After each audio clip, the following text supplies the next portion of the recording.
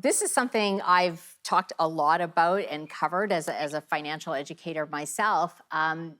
So many people know that they're supposed to be saving more and planning for retirement, and yet so many people don't do it. Why is it so tough?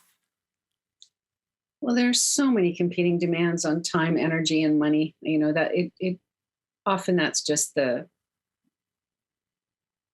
ground on which we function. Mm. It's kind of like if you're trying to launch a rocket ship where instead of having a nice reinforced cement pad, we're on spongy, boggy soil. We don't get a whole lot of lift off because our life doesn't often have space for it. And to create space for it, we sort of have to have confidence that it will matter, that we can do something.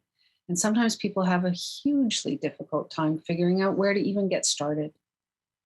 Is it about creating good habits? When we talk about habits, it's things like um, don't rely on willpower, take baby steps. Are those some of the things in life in general that we can apply here? Absolutely, we can apply it here. It's also a really good idea to try and find things that you do once and then it works in your favor for years to come. Things like setting up automatic contributions to a savings program. Hmm. You sign one piece of paper once, you check one box once, and then the default is set to work in your favor instead of a default of not saving, which works in the favor of everybody else but you. Moira, you have a list on your site. I thought this was interesting because it's 10 skills for modern financial skills. And there was some like saving and debt that were there. But what stood out for me is you had developing marketing skills in there as one. Why? Developing marketable skills, Yeah. yes. I think the pandemic has taught us that many of us who thought we were safe, who thought that our skills would always find a place in the modern marketplace, have found out that perhaps not. And it's the people who've been able to often combine personal passions with things that the marketplace will pay money for, who've been able to safely transition. And so it doesn't matter how old you are, and it doesn't matter what university or college program you might be studying. We always need to combine sort of a knowledge base in something that interests us with something that there is a need for in the marketplace. And it doesn't have to be a huge need, but it needs Mhm. to, specialized needs can be good too. But we do need to be sure that we're evolving in terms of our career and our marketability as people. Yeah, the investing in yourself.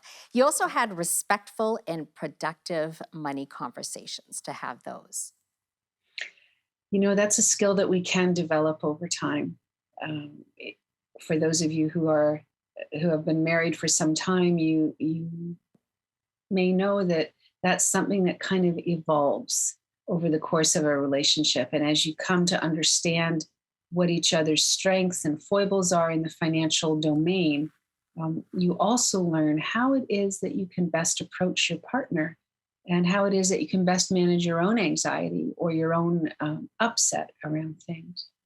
Sejal, every one of the things on that list is something that combines emotional intelligence with other kinds of Yeah. skills, right? So to have respectful and productive money conversations means that you really need to know yourself and what you want and what your triggers are and what your partner's triggers are. And you need to work with that. You need to in order to save, you need to know what are the things that knock you off the savings pathway. To invest, you need to know where is it that you tend to shut down if that's your thing, or where is it that you tend to get drawn by the shiny objects, and you need to know how to work with that aspect of yourself. Yeah. It's people who don't really pay attention to their own EQ that Mhm. often get suckered I in the think it's such an important point because sometimes we don't realize that we all have money personalities and money narratives, and that plays a role. Well, we're going to take a quick break, but when we come back, we're going to talk about how you get the right financial advice.